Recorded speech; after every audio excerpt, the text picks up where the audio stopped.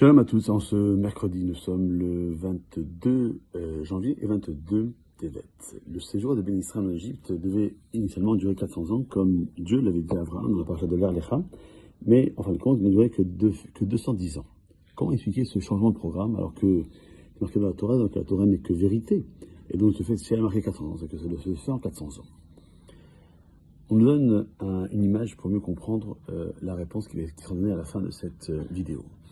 Un artisan engage 2 jeunes apprentis pour l'aider dans son atelier. Cependant, aucun des deux ne perçoit de salaire. En effet, le premier ayant emprunté de l'argent à l'artisan, ils sont engagés à travailler 5 ans pour rembourser sa dette.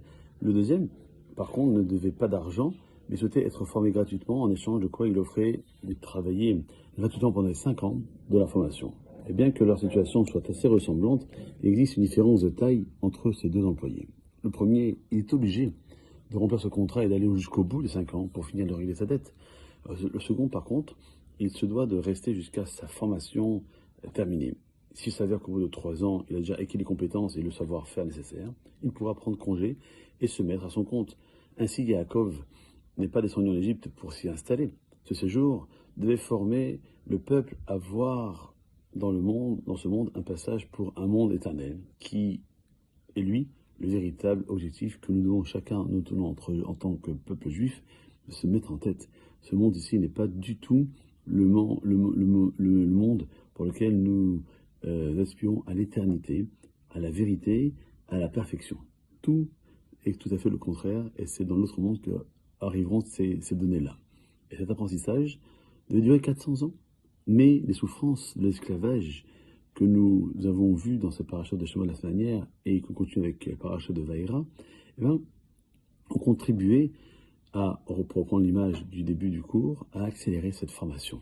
Au bout de 210 ans, le peuple a été déjà lucide sur sa relation avec le monde matériel. À l'inverse, Esav restera attaché à ce monde et à ses tentations. À nous de savoir comment où nous mettre, dans quelle situation, dans celle de Esav, où il n'y a que la tête qui repose à Hebron, donc le reste du corps n'est pas, ou bien puisque nous sommes assez attirés par le